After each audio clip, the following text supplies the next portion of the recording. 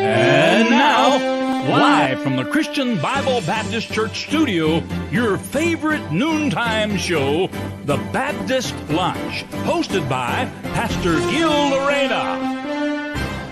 Alright, magandang tanghali po muli sa ating lahat. Once again, welcome back to your favorite noontime show, The Baptist Lunch.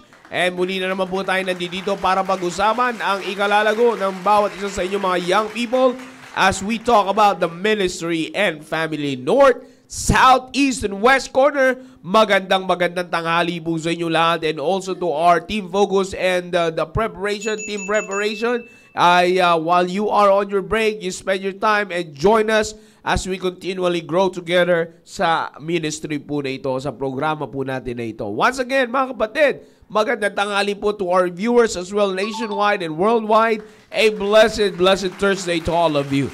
Alright, so we are back on our topic, the ministry and family. Alam naman po nating lahat, going to our topic mga kapatid, ay alam naman po nating lahat how blessed we are. Sa mga napapakinggan nating mensahe, talagang tuloy-tuloy tayo eh. Kumbaga yung Tuesday natin about this topic, and then Wednesday, the preaching is all about this topic, and then Thursday and Friday ay ganun-ganun. Ngayon Thursday and then Friday ay nakatuon talaga para sa topic po na ito. And specifically, today is for you young people, na kung saan dito natin makikita how the ministry can help you grow individually, personally, para patuloy kayong maging pagpapala sa inyong pamilya, pagpapala sa mga taong nakapaligid sa inyo, at makikita ninyo kung paano kayo mas lalago sa relationship nyo sa Panginoon. Now, ministry is very important pagdating sa buhay. Sabi ko nga sa inyo, young people, from the very start na pag-usapan po natin ito, it is a very important because this has something to do with your spiritual life. The focus of the ministry is all about the spiritual life. And young people, tandaan nyo, ang lahat ng nakakasira ng relationships ninyo sa inyong parents, at relationship nyo sa Diyos, dalawa lang naman yan eh. Dalawa lang naman yan. Relationship to your family and relationship to God. Yan ang pinakamabigat na dapat yung pagtuunan ng pansin. Na kung saan ang lahat ng sumisira dyan, young people, are all the things that are focused on the physical things or physical aspect. I'm talking about the earthly things, the worldly things. Lahat yan ay nagiging kadahilanan kung bakit kayo may hindi maayos na relasyon sa inyong mga magulang, because you thought sila ay nagkukulang. Nagkukulang saan? Sa attention ba? Nagkukulang ba sa mga bagay sa spiritual? No, but primarily the reason is pagkukulang sa mga inaasahan yung ibibigay sa inyo. Pagkukulang sa mga inaasahan yung ipoprovide for you physically and not spiritually. You see, the thinking is more on the physical side and not on the spiritual side. And ako'y naniniwala mga kapatid na, alam mo, young people, team focus, team preparation, ilagay nyo sa isip nyo ito na hindi kayo dapat dyan nakatuon ng pansin. It's because, sabi ko nga from the very beginning, yaan yung nakakaapekto, nakakasira ng inyong relationship with your parents, even the relationship with your siblings if you have. And the worst part, ayan yung nakakasira at nakakapagpalayo ng relasyon nyo sa Diyos. You see, kaya nga, ministry is focused on your spiritual life. Kaya tinan nyo po, young people, tinan nyo, dito sa ating simbahan, primarily, when it comes to our church, anong pinaka-focus natin? The pinaka-foundation ng ating ministry is still about the spiritual life. If you are not spiritually right, then you will not be fit for the ministry. Tandaan po natin yan. Because tandaan natin sa Biblia, sinabi ni Apostle Paul that the Lord counted him faithful, putting him into the ministry. See? So anong binilang doon? It's not what he is doing physically. It's not about what he is doing earthly, but what he is on his spiritual condition. It talks about his spiritual condition. You see that? Na kaya ko sinasabi yan, kaya nga dito sa simbahan natin, you are so very blessed, young people, that dito sa atin, yung ministry natin ay sinisiguro natin na hindi ito nag-equal with the secular jobs, with the secular work. Bakit? Kasi kung papantay lang ito sa mga secular job, sa mga secular work na meron sa labas, sa mundo, bakit ka pa nag-ministry? You see, parehas lang naman pala. Because, so ibig sabihin, there is something different. There is something in the ministry that will really help you. Okay, naulit ko, there is something in the ministry that will really help you and will really, that you really need para umayos ang buhay ninyo. Sabi ko nga sa inyo, young people, put this in mind.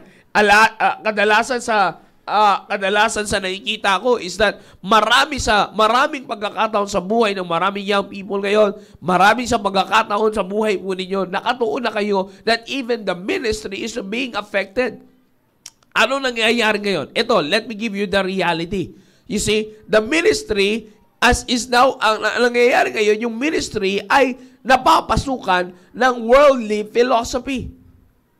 Kaya nga ngayon, ang pagpapaandar ng ministry, makikita mo, seryoso sa gawa, seryoso dun sa ministry, at talagang dedicated, nagbibigay ng oras, nagbibigay ka ng ganito, at talagang makikita mo, titingnan natin, nagpapagod talaga yan, nag-exert talaga ng effort, young people. Maybe you are exerting effort, but tingnan niyo po ito, if you're going to check yourself spiritually, kung talagang you are still right in that ministry and you're still growing biblically, properly in that ministry, dapat yung pag-exert mo ng effort ang nagpapalapit sa iyo sa tao at hindi ka namimili ng mga taong kakasamahin mo sa simbahan.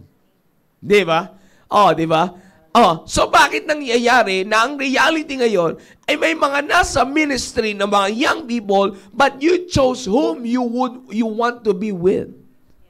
Ang pinipili nyo yung kakanlong pa rin ng emosyon ninyo. Pero yung bumabangga sa inyo, bakit nasa ganito ka ministry? Bakit wala ka sa area last Saturday? Bakit wala ka sa area ng ganito? Bakit ito lang yung nasiran mo? You see? So, pagka doon ka na sa mga taong you are being spiritually checked, inaayawan mo yun. Tapos sasamaan loob ng mga young people, bakit nag-exert naman ng effort dyan? Ako ba yung paghahanapan ng ganito? Magdududahan ka pa ng ganito? Di ba? If you are right in that ministry, spiritually right in that ministry, may outcome dapat na maganda yan sa'yo, spiritually. You see, ano yung nangyayari ngayon? May young people na nasa ministry, but the attitude is worldly. Nakuha niyo yung pinag-uusapan natin, young people. Again, sabi ko, yung ministry, pag pumasok kayo sa ministry, dapat merong nadidevelop sa loob. Nakuha nyo? Dapat merong nadidevelop, meron dapat na nag-grow sa'yo. You see, saan yan? Unang-una, sa attitude mo. Siguro maganda may check natin yung mga chords natin. At sumusuporta na naman tayo sa Okay? So, katulad na sinasabi ko, young people, ilagay nyo sa isipan nyo ito. Ito ang kadalasan na nangyayari. The ministry, tandaan nyo, ginamit ko sa inyo yung talata na lasa, giving no offense in anything that the ministry be not what? Blamed. You see, yan ay napaka-importante, giving no offense on anything. You see, madali lang, sabi nga ng ating mahal na pastor, madali lang magkaroon ng ministry, madali lang tumugtog, madali lang magkakanta, madali lang lahat pasukan yung mga bagay na yan. Lalo na, if you have the talent for it, madali lang. But the question is, are you spiritually fit for it? Yun yung pinag-uusapan natin. Kasi, alam nyo, young people, the ministry has a spiritual fruit if it's being done spiritually. Nakuha nyo? Dapat nagbubunga. May pagbubunga yan sa'yo. Hindi lamang yan yung para kang, if you're doing it secularly na, parehas ka nagtatrabaho, pansinin mo. You see, papasok na sa'yo pagiging competitive. Maghahanap ka na ayaw mo na nagpapatalo. Kailangan mas magaling ka na kay ganito kaysa kay ganyan. Naghahanap ka na ng praise. Nagpuri ng tao. Ayaw mo na nagpapatalo. Naghahanap ka na ng puri ng tao. You see, kaya ko sinasabi yan sa inyo, young people, it's because you are already in a church.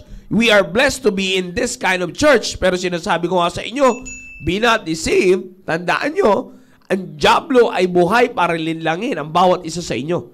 Para paniwalain kayo that once you join in the ministry of this church, sabi ko nga sa inyo, bigla yung home. Parang parang ang biglang hinang-hina na balon. Na meron ka na, choir ako sa church na to. Ha? Ano ko dito sa church na to? Ha? Musician ako sa church na to. Singer ako sa church na to. Ha? Sunday school teacher, usher ako sa church na to. You see? So, alam niyo young people, pag hindi niyo na bantayan yung ganyang bagay, you're giving offense on things. So, ano lang yung mangyayari? Imbes na yung ministry will not be blamed, na be blamed tuloy. You see? Na kaya ako binibigay sa inyo, it's because you have to make it sure that once you are in the ministry, para sa inyo mga young people na nasa ministry, this should give you more spiritual. Dapat nagmamanifest yung spiritual fruit. May manifestation ng bunga, spiritual na bunga. Ano yun? Sabi ko nga sa iyo, sa attitude mo pa lang eh. You see? At lalong-lalo na napapamahal ka sa kaluluwa. You see? Para naman sa inyo po, na mga wala pa sa ministry na young people, I would like to encourage you because this will help you to grow on your relationship with the Lord. You see? Marami ito. Kaya nga sabi ko sa inyo, ministry and family. At ang pinaka-translation na ito is that you are going to be a big blessing to your family.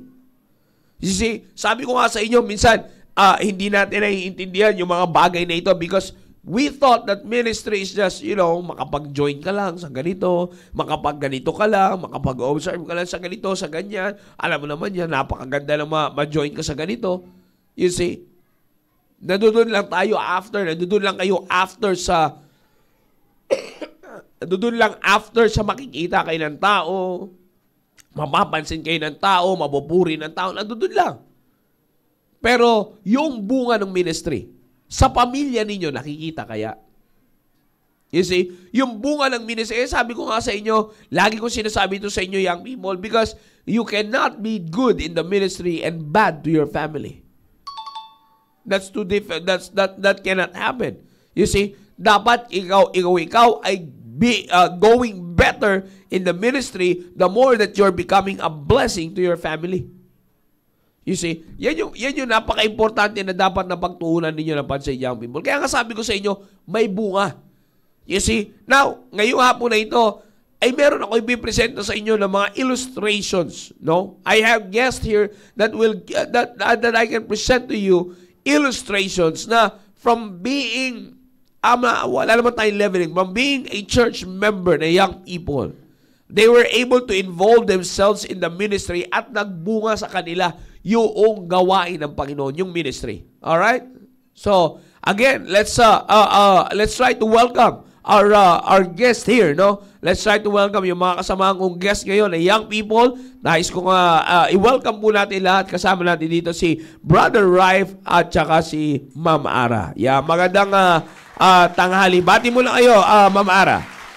Magandang tanghali po sa inyong lahat, TBL family. Sir Joe, maraming salamat po sa pagkakataong ito na maging kabahagi po ng programang The Baptist Lunch. At ganoon din po, gusto ko lang pong batian ang ating mahal na pastor. Magandang tanghali po. At sa aming area na Southeast family, magandang tanghali. At sa mga chosen generation and chosen vessel, yung mga grupo po namin yon sa young people sa aming area. Manood po tayo dahil maganda po ang pag-uusapan o pinag-uusapan po dito sa programang The Baptist Lunch. Amen. Sir, thank you po. Brother Rife, bati ka, Brother Rife. So, ayun, hello, magandang hapon po sa ating lahat. So, una sa lahat, ako po yung nagpapasalamat sa Panginoon kasi ko po, naging part po ako dito sa The Baptist Lunch. So, this is a great privilege for me. So, thank you rin po, Sir Joe. So, magandang hapon po sa lahat po ng viewers natin dyan. So, stay tuned po. Magpo-focus po tayo about sa ministry na bilang isang young people. So, ayun po, shoutout din po kay Pastor Hill and sa area ko po sa Border Family and sa Team Purposeful and sa area ko po, leader ko po na si Sir Ponching. So, ayun po, maraming salamat po ulit. Yan. Amen. Akala ko, si Rhyme, nag-i-stream eh. Buti nagkamali ng shoutout eh. Well, anyways, again, katulad ng pinag-uusapan natin dito, Ma'am Ara, Brother Rife, no? We are talking about ministry and family. Maganda ma-share nito. Mauna ka na siguro, Ma'am Ara, can you share something kung ano ang simula nung hindi ka pa, by the way, para po sa kakaalam nila, parehas po silang full-time staff. And si Brother Rife ay kapapasok pa lamang po as a full-time staff. And again, katulad sinasabi ko, ma'am, anong nagawa sa iyo ng ministry? Sa iyo at anong translate niya sa iyong family? Parang, go ahead, Ma'am Mara. Ayun. Sa mga hindi nakakaalam po, last August 2022 po ako po ay pumasok bilang full-time staff po ng simbahan na ito. Pero po, bago po yun, bago po ako pumasok bilang full-time, meron na po ako mga ministry na hinahawakan po sa ating simbahan. At ako po ay nagpapasalamat sa Panginoon na binigyan niya po ako o binilang niya po ako sa ministry po na iyon, na kung saan ito po yung nagbigay sa akin ng mas lalo po na kasiyahan para mas lalo ko pong malaman kung ano po yung plano ng Panginoon sa buhay ko. By the way po, sir, malaking tulong po sa akin ng ministry, sir. Lalong-lalo po, personally siya para sa akin po bilang isang kabataan, sir, dahil ako po, bago po ako pumasok as full-time, working din po ako, sir. Yun. So, ibig sabihin po, meron po akong kita sa labas, meron po akong sahod, weekly, may nakukuha ka. And bago po ako pumunta dun sa aking trabaho, gusto ko lang pong ma-emphasize po kung ano po yung naging tulong po nito sa family ko. Malaking tulong po sa family ko, sir, dahil isang bagay po na nakita ko po, hindi ako naging isang malaking problema ng magulang ko nung ako po ay nasa ministry. Bakit ko po nasabi yun, sir? Dahil imbes na po meron po akong mga bagay na pwede kong pagkaabalahan sa labas, pero dahil po nasa ministry ako, sir, doon po napunta yung oras ko. Doon ko po ibinigay yung aking sarili na mag-perform pag araw ng, ganito po, araw ng Friday, ako po ay nasa church para mag-practice ng choir Friday and Saturday na kung saan yung mga kabataan, sir, sa labas, kung wala kang ministry, malamang yung Friday, sir, party-party yun, yes, sir. oh. Kasi Alam ni weekend Brother na Right yan. weekend Amen, yun, amen. sir, party-party na, inuman. Pero dahil po nasa ministry ako, sir, para sa akin, hindi po ako naging alalahanin ng magulang ko. Yeah. That time na Friday night, dahil may team prep po, sir, nasa team prep ako. Bagamat gabi kami umuwi, sir, mga alas 12, pero hindi nag-aalala yung magulang ko sa akin na, saan ba to galing? Baka naman pag uwi nito, lasing to, kung saan.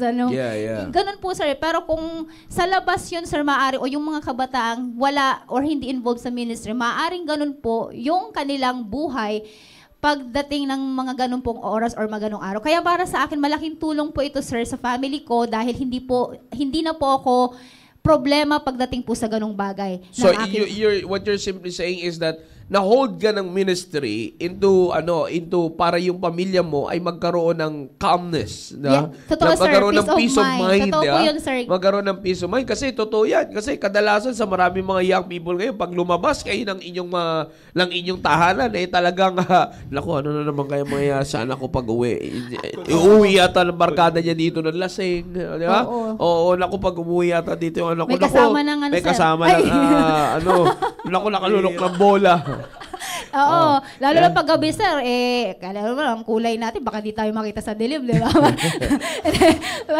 Pero, ayun, ganun pa man, sir. Totoo po yun, nagbigay ho sa kanila yun ng kapanatagan, sir, na para po hindi na nila alalahanin na bagamat, sir, yung age ko, sir, wala na dun sa team focus na pero hindi po tayo nagbabase dun, sir, na hindi pa rin iisipin ng magulang mo kung nasaan ka. Hindi, kasi siyempre magulang yun eh. Yes, sir. Magulang po. Kaya po, ako po yung nagpapasalamat dahil hinubog po ako doon sa ministry or doon po dito po sa simbahang ito para maging kampante po yung aking mga magulang kung nasaan po ako pag nagpa-perform ng ministry. And then, sir, by the way, Mamara, masingit ko lang.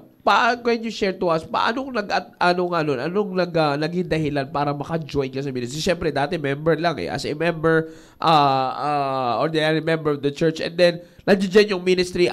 Paano ka nahikayan na mag-join doon sa ministry? Sa pagsama-sama ko lang din talaga, sir, by the way, si Ate Marie Chris po yung nakadala sa akin sa church. So, sinasama-sama niya po Through ako. discipleship. Apo, discipleship, sir. Tama po. Through discipleship na, yun, sinasama po nila ako dito every Saturday. So, winning muna, sir, follow-up, nagpa-pass out tracks. Yeah. And sabi, So, as a member that time, ano yung nakita mo na di-develop sa'yo na tulong ng ministry? Sa akin, sir, is yung paano ko malaman yung priority ko. Yung time ko, kung saan ko dapat ilalaan yung oras ko, sir. Which is, yun nga po, na dahil sa ministry, mas nalaman ko pa kung ano yung plano o kalooban sa akin ng Panginoon, na kung saan yun po yung nag-hold sa akin, yun yung nagpa-inlove sa akin lalo sa Panginoon, sir. Kaya po, napunta ako sa kalagayan ko na meron ako ngayon, which is yung sinuko ko yung buhay ko sa Panginoon, sir, yung pagpo-full time. Na sabi ko nga po, working din po ako. At sa trabaho ko, sir, of course, kung nagtatrabaho tayo, of course, may sahod tayo, meron tayong kinikita every, meron po tayong panggagastos or panggastos, ganyan. Kaya po, malaking tulong din po sa akin na yung ministry na ito, nag-mold pa sa akin kung ano nga ba yung priority ko. Mahalaga sa akin, sir, nung may trabaho ako, syempre, mapoprovide ko po yung pangangailangan ng pamilya ko. Pero, nung panahon po na mas lalo po akong na-in-love sa gawain ng Panginoon, pinakita sa akin ng Panginoon kung ano dapat yung priority ko. Kasi, every time na nasa work ako, sir, yung ginagawa ko, gawain po ng church, nanonood ako ng programa, na kung saan hindi ko na namamalayan, time ng trabaho ko, ang ginagawa ko, nag-check ng attendance ng area namin, nag-check lang. Yun, sir, kaya sabi ko sa Panginoon, di ba parang nandadaya na ako nito sa trabaho? Hindi talaga parang. Kumbaga, kinukuha ko na yung oras na para sa work ko, tapos ginagawa ko yung trabaho ko, yung ministry ko sa church. So, pag nandun ako, iniisip ko, ay, dapat gantong oras nasa church na ako. At yun nga po, mula doon, pinanalangin ko sa Panginoon na kailangan kong mamili doon sa bagay na nasaan ako dapat, ano yung priority ko, anong dapat kong kukunin o susundin. At that time po, sa biyaya ng Panginoon, malinaw na pinakita ko sa akin ng Panginoon na kung meron man akong dapat unahin, walang iba kundi yung Panginoon. At sir, napaka-smooth po nung time na ako po ay pumasok dito as full-time staff dahil ako po, 9 years po akong nagtrabaho, sir. At sa biyaya ng Panginoon sa trabaho ko, sir, wala pong problema. Pagdating po sa time, sir, alam nyo naman po yan, sila Sir Maki, sila Pastor, alam po nila yan na every time na nagpapaalam po ako sa aking boss patungkol po sa church activities, napakadali po nila akong pagbigyan. At sa biyaya ng Panginoon, dahil maaring nakita po nila yung testimony at yung biyaya rin ng Panginoon na nahubog tayo dito sa church, sa mga conduct or ministries na meron tayo, nahubog yung attitude ko po doon, na kung saan, madali po tayong pagkatiwalaan ng aking boss pagdating magpapaalam ako every time. Reputation, no? Yes, sir. Every time na pag may,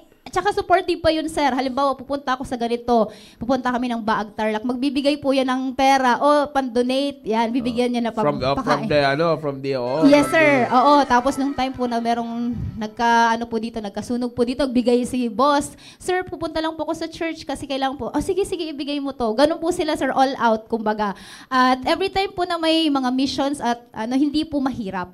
Kaya para sa akin, sir, para sa mga kabataan, sa mga young people natin dyan, hindi po hadlang yung ministry na meron po tayo na piniperform sa church. Kasi maaring yung iba mamimili sila na kailangan kong iwan yung ministry ko kasi napapabayaan ko na yung pag-aaral ko, napapabayaan ko na yung trabaho ko, which is hindi po. Hindi lang po ako makakapag-testify nito dahil marami po sa ating mga estudyante na nagtatap pa nga po sila sa klase nila.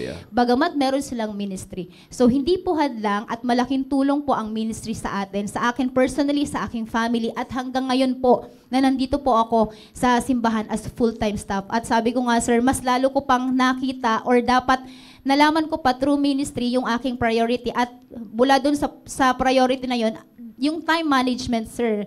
Na sabi ko nga, kung noon, sir, nagagawa ko yung trabaho ko nung nasa labas ako, nagagawa ko yung trabaho ko, yung ministry ko, kaya po ako nag-full-time dahil gusto ko pang mas lalo na ibigay yung oras ko sa Panginoon. Para nakakahiya naman po na kung kailan po ako nasa loob, sir, nawala na ako ng time sa Panginoon. Kaya yun po yung big challenge po sa akin ngayon, sir, na nandito po ako sa loob, gagampanan by the grace of God kung ano man po yung mga ministry na ipinagkatiwala sa akin ng Panginoon. Kaya sa mga young people po diyan, hindi po hadlang or napakalaking tulong po ng ministry sa ating family at sa akin po personally. So, yun po, sir. Gusto ko yun, nakita nyo, young people, these are big things. Kung makikita nyo, maunawaan nyo na maigi. These are big things na dapat na makita nyo na naitutulong ng ministry sa inyo, young people. Personally, priority. Ito importanteng makita ng maraming young people. Because maraming young people ngayon, you don't know what should be your priority. So, priority is a big thing sa buhay ng young people. Priority. Yun ang nakatulungan sa kanya. Nung siya nasa ministry, hindi member pa lang siya, yung priority na pasok sa kanya. Sa trabaho niya, nakasira ba yung ministry? No. It gave her good reputation. Sa family, it's a peace of mind. You see, tatlo ito. Mabigat ito, young people. Sabi ko nga sa inyo, marami sa inyo, team focus, team preparation. Do you know who should be? Do you know what to prioritize in your life? Alam nyo kaya? You see? O para sabihin, yes sir, alam ko naman yan. So far, syempre, nandito naman ako dito. So, pagka tinanong kita number 1 kung anong priority mo, pagka sinabi mo sa akin, of course, pagka sa number 1 list ng priority mo, hindi Diyos ang nandiyan dyan. Don't tell me you know your priority. Ligaw ka sa priority mo. You see? So, pangalawa, sabi ko nga, peace of mind sa magulang mo, sa parents mo, sa family mo. You see? Yun lang nga lang, sabi ko, mapa-team focus, mapa-team preparation sa inyong mga team focus. You see? May peace of mind kaya yung magulang mo pagka umalis ka ng bahay nyo. You see? Maliban lang talaga kung talagang sinasakyan ng magulang yung kalokohan nyo. O, di ba? O, so, hindi ko sabihin, wala na akong magagawa dyan. Pero, sinasabi ko, and then the next, eto mabigat, reputation. Kamusta ang reputasyon mo? Individually. Bilang isang young people. Ilagay natin sa, mas pabigatin natin, bilang isang Kristiyanong kabataan. Pabigatin ba natin bilang isang Kristiyanong kabataan na miyembro ng simbahan natin? Kamusta ang reputasyon mo? You see? So kung makikita nyo, young people, ministry helps on those 3 aspects. You see? At saka yan yung sinasabi ko sa inyo na as you involve yourself in the ministry, as you take the ministry seriously and spiritually, okay? You will see yourself. Sabi ko, ito, nandito si Ma'am Ara. Mamaya, I believe, masasabi rin ni Brother Rife to. Kasi, si Ma'am Ara, may sweldo, may nakukuha siya sweldo. So, and now, nag-full-time staff siya, wala kaming ganun. You see? So, you will not choose this life had it not been for the ministry. Yun ang sinasabi ko sa inyo. Alright, sige, later on, may dadagdagan pa natin yan. Brother Rife, can you share it to me naman? Total, tama-tama kasi bago ka lang nakapasok na full-time staff. Nung una pa lang, no, as a young people member of this church, anong nagpahikayat sa'yo na mag-involve sa ministry? Okay, so, okay lang ba sir, bago ako sagutin yun, may babasahin muna akong verse dito. Sabi sa 2 Corinthians 5:17, sabi po dito, therefore, if any man be in Christ, he is a new creator. Yeah. Okay? All things are passed away, behold, all things are become new. Okay, sabi po dito sa all things are passed away. So, pagdating sa all things passed away, ito po yung, marirelate ko yung bilang young people, sabi ko kung si Ma'am Ara is kampante yung magulang niya. No, sa akin po salungat. So ako po, syempre po, bilang isang young people, lumaki po ako sa Sunday school, pero po nag-backslide. Doon ko po naranasan yung papasok dito yung worldly things eh. So doon mo mararanasan lahat.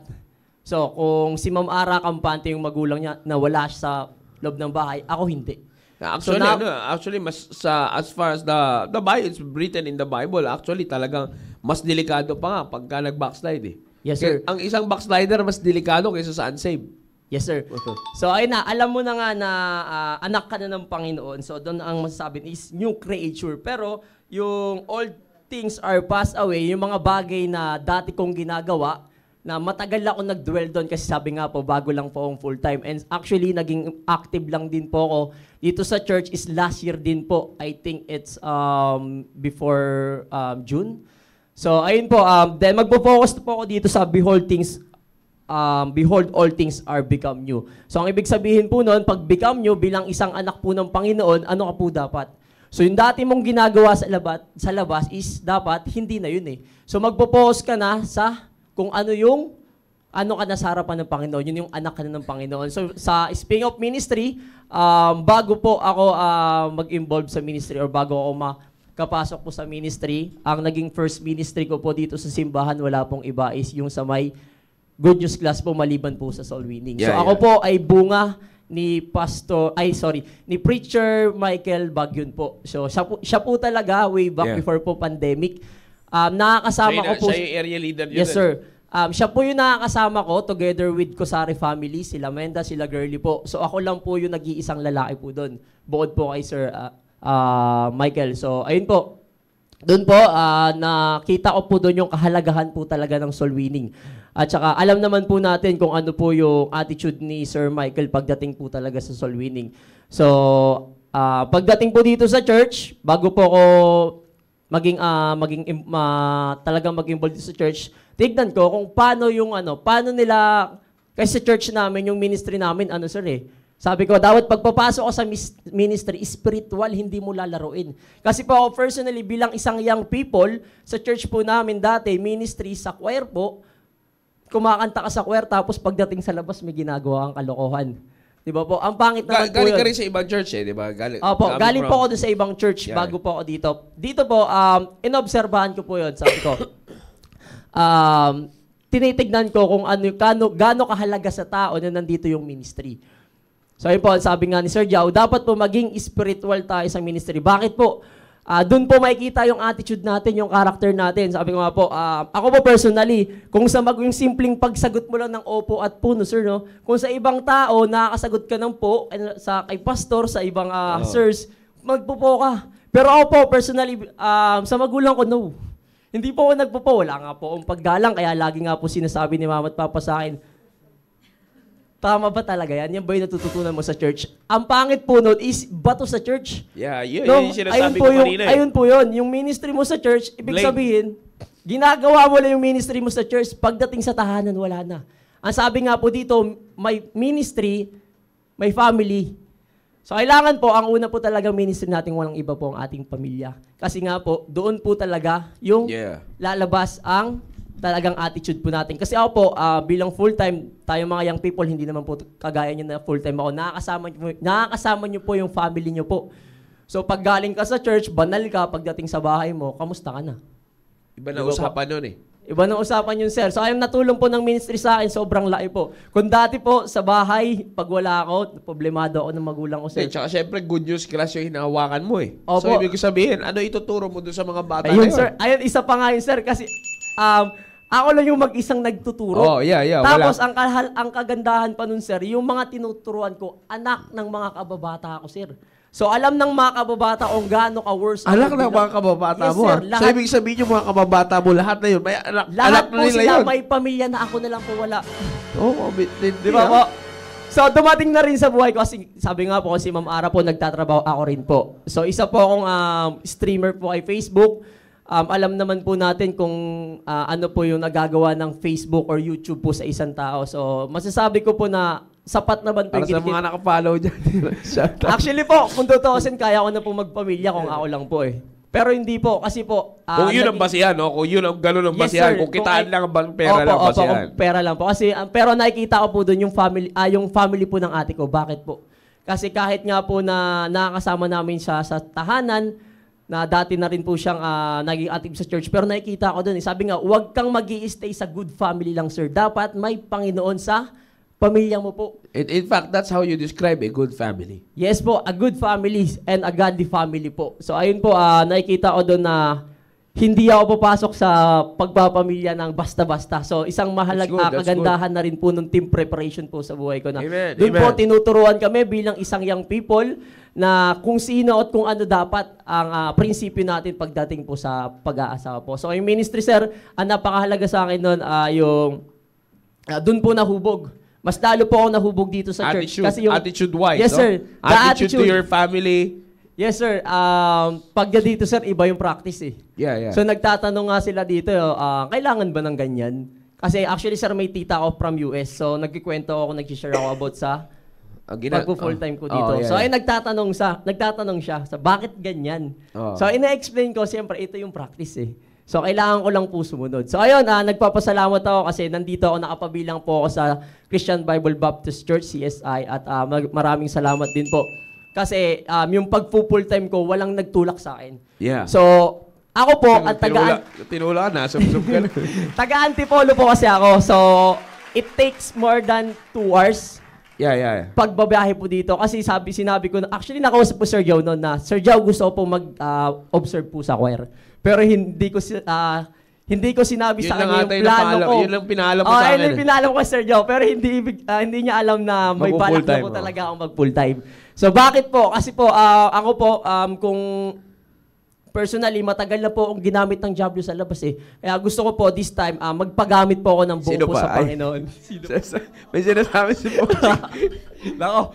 So ayun po, maraming salamat po sa simbahan na to. Maraming salamat po kay Pastor sa napakang ganda na lagi niya pong binibigay na mensahe po sa ating mga church member po, lalo pa sa ating mga young people. So ayun lamang po, para sa mga young people na nanonood po, wag po kayong wag niyo po nga hayaan na porket na nasa ministry na kayo, sabi nga ni Sir Joe na, yes, kuwera ako dito, share ako dito. Wag mo hayaan na ikaw yung mag-glorify.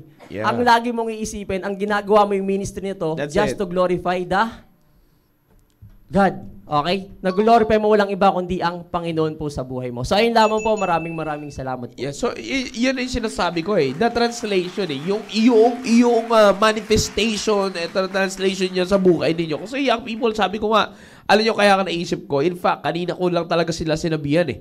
You see? And it's because sa kanila ko lang, iniisip ko kahapon pa, kung sino yung i-guess ko dito. Sabi ko nga, mag-guest ako dito na yung ministry ay merong naging bunga sa kanilang buhay. Marami naman. Pero yung ako sinasabi ito, it's because, alam nyo, pinapakita ko lang sa inyo dito that pera, meron sila.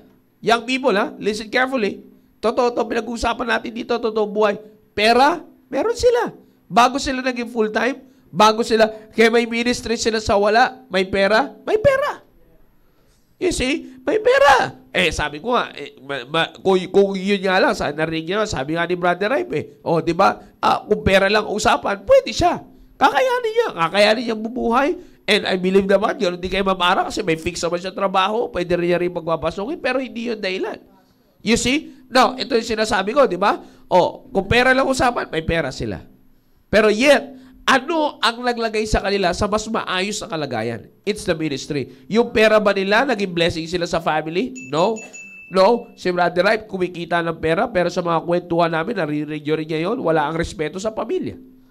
You see? And maliban dyan, talagang, sabi ko nga, may mga pagkakataon pa na talagang, siyempre, salungat sa pamumuhay. You see? Bakit? Kasi, iba sa tinuturo ng Biblia eh. So, ibig ko sabihin, reputation-wise, hindi sila, si Mamara, hindi pagkakatiwalaan ng gano'n ng boss niya kung hindi siya gano'n sa ministry. You see? So, kung makikita nyo, nagtatranslate yung ministry into a fruitful manifestation sa buhay ng bawat isa sa inyo. Kaya yung people, nais ko sabihin sa bawat isa sa inyo, hindi biro, again, inuulit ko, hindi biro ang bagay na ito. You see, hindi biro yung ministry na, pagdating sa ministry, yung parang lalaruin lang natin yung ministry. In fact, actually, yan ang magpapahirap sa'yo pagka nasa ministry ka eh. That's right, sir. Yes, mahihirapan ka kung maglalaro ka lang sa ministry. It will give you a hard time. Mapapagod ka, mawawala ka sa wishes. Sabi ko nga, di ba? Pagka wala ka sa ministry spiritually, I'm talking about the spiritually right, ha? Hindi yung spiritual na banal-banalad ka na akala mo bawal ka lang gumiti, bawal ka lang magbiro. Kalukuhan yon. Okay? Wala sa Biblia yon.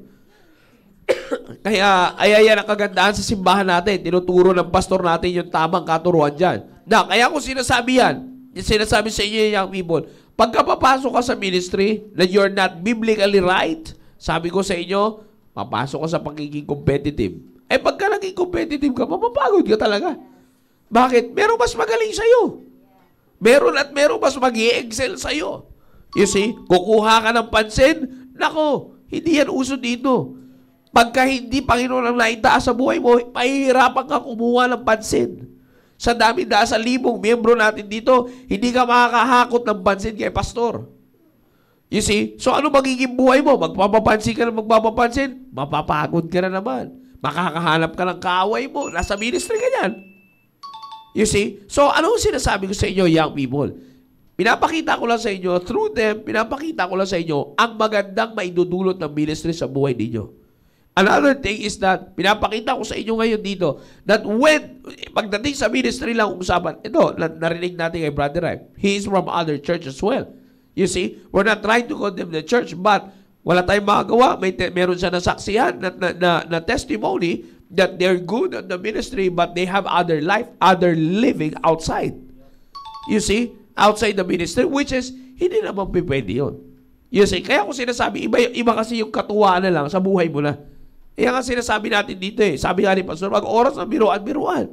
You see, pag oras ng katuwaan yan. Hindi yung oras ng katuwaan, doon ka magpa-Bible study. Oh, lipat ka na simbahan. Ako lang sasabi sa'yo, lipat ka na. Oh, kung gano'n ang gusto mo mangyari, nagbibiruan, tapos bigla ka magpa-Bible study, lipat ka, di dito yan. Oh, kahit sabihin nyo pa kay Pastor, live to, naririnig nyo, lipat na kayo, di kayo dito yan. Oo. Kaya ko sinasabi yan, kasi young people, masaya. Masaya ang ministry. May magandang maidudulot sa buhay nyo at sa inyong family. You see? At di lang yun, yung blessing pa na dadating sa inyong pamilya. You see? Alam nyo, sabi nga iba, marami natatakot. May mga testimony, maraming natatakot na pagka merong mga kinakausap ng Panginoon, magsuko ng buhay. Kaya hindi nila magawa. Bakit? Natatakot sila sa iwanan nilang pamilya.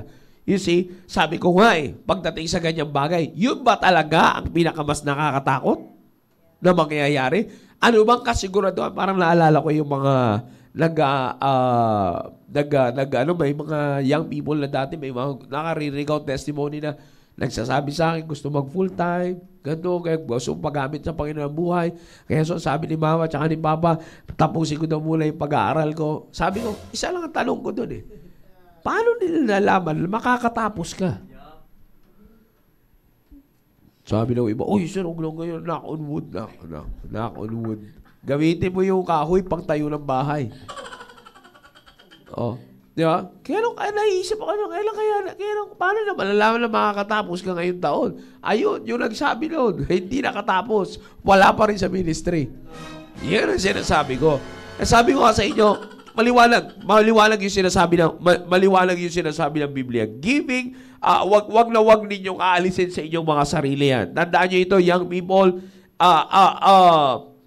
ang ministry na meron tayo dito, hindi yan for the sake na masabing may magawa ka lang, meron ka lang pwedeng gawin, meron ka lang libangan sa loob ng simbahan. Hindi yan ang ibig sabihin dito. You see, ang ibig sabihin ng ministry natin dito, the ministry here is service. Okay? The ministry here is service.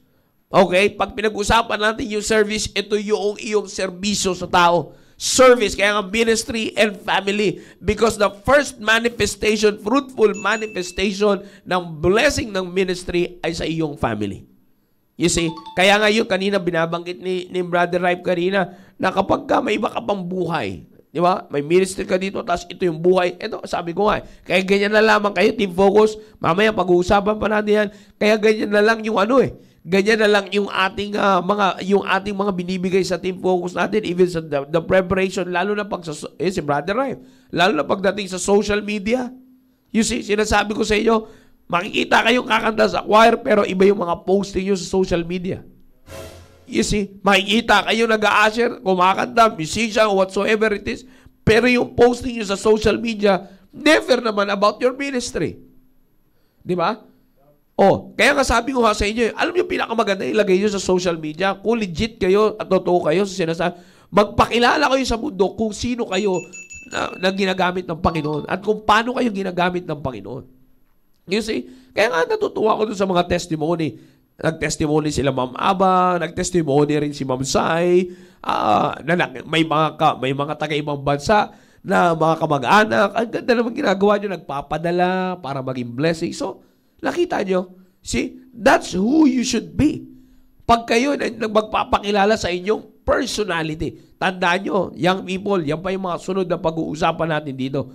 Pagdamit, ang kagandahan sa ministry, it will give you a much better personality. Yan ang mga susunod na pag-uusapan natin dito. Alright? So, So much for that ay kami ay nagpapasalamat. Dito na muna tayo magtatapos at I believe na pinagpala tayo sa programa na to, Young People. Sa lahat ng mga nagsubaybay po sa amin at sa lahat ng mga nanonood po sa amin sa North, South, East, and West Corner, Team Focus, Team Preparation, and of course, sa lahat ng mga viewers natin, for all our viewers nationwide and worldwide, thank you for tuning in on our program. Again, Ma'am Ana, Brother Ripe, thank you very much for being with me on this program. And again, katulad nga sinasabi ko, kung may manifestation sa kanila, ang ministry, sa buhay nila ang ministry, pwede rin mangyari sa iyan, kaibigan. Pwede rin mangyari sa iyan, kapatid. Kaya nais ko lang sabihin sa inyo, once na kayo ay nasa simbahan natin, kayo ay nasa pakinggan nyo na mahingin salita ng Diyos because the Word of God, yan ang magbibigay ng maayos na bunga sa inyo. Pag ang salita ng Diyos ay nagbunga sa inyo, yan ang magpapalapit sa iyo sa ministry at once you involve yourself in the ministry, sunod-sunod na mga magandang mangyayari sa buhay mo. Alright? When it comes to your spiritual life, you will keep on growing and you will keep on pleasing the Lord. Yan ang laging tatandaan. Muli, maraming salamat and paalam na tayo. Sir Brother Rai, paalam ka na mula ulit. So ayun, thank you po ulit. Special shoutout nga pala kay Papa Nonod, tsaka kay Brother Luis. Tsaka kay Sian. Kay Sian. Sian, sir. Oh, so yeah. ayun po, maraming salamat po, Sir Jow, sa pag-invite po sa akin dito. Yeah. And Mamara, saya nito. Thank you po. Sir, gusto ko lang din, hindi ko lang din palalagpasin yung part din po na ito na isa din po sa naging mahalagang bunga or naidulot po sa akin ng ministry is yung nakasama ko rin po yung aking mga kapatid sa ministry. At ngayon nga po, kasama ko si Relan bilang full-time staff din po ng simbahang ito. At ang aking kapatid na si Jessa po ay nakita ko din po yung kanyang kasiyahan na naidulot din po ng ministry. At alam ko po, ito ay naging malaking parte din po sa buhay nila nang nakita po nila sa akin yung kasiyahan. At dagdag din po yan na, kumbaga yung calm na, magkaroon ng peace of mind yung aking mga magulang. Hindi lang ako, kundi 3 na kami na nabawasan. Sa 6 kaming magkakapatid, at least 3 nabawasan yung problema ng magulang ko. Kaya maraming salamat sa simbahang ito dahil meron po tayong ganitong klaseng programa. Thank you po sa ating mahal na pastor, sa kanyang puso pagdating po sa mga kabataan na kung saan patuloy po na pinapaalala o pinapakita sa atin yung kahalagahan ng ministry at ng ating family. So maraming salamat po. Shout out din po sa lahat ng aking mga sa ka-area ko po na nanonood din po sila at kay Jessa na nasa trabaho na nanonood po ngayon. Hello po sa inyo lahat. At thank you po sa inyo lahat, Sir Jow, and maraming salamat po. Magkita-kita po tayo sa mga susunod pa na episode po ng TBL. Amen. Muli, maraming salamat po sa inyong pagsubaybay and see you on the next programs ng ating pong TBL episode po na ito. And tabayanan nyo lamang po ang mga announcements sa ating pong TBL kung bukas and sa IP natin bukas kasi may event maagang alis ng pati mga host kasama So, we'll see about that. Pero tabayanan nyo lamang po and I believe that this will be a great blessing sa bawat isa po. Muli, maraming salamat. Thank you for being with us on top of all of this. Lagi po namin sinasabi, to God be the glory. Have a blessed Thursday afternoon.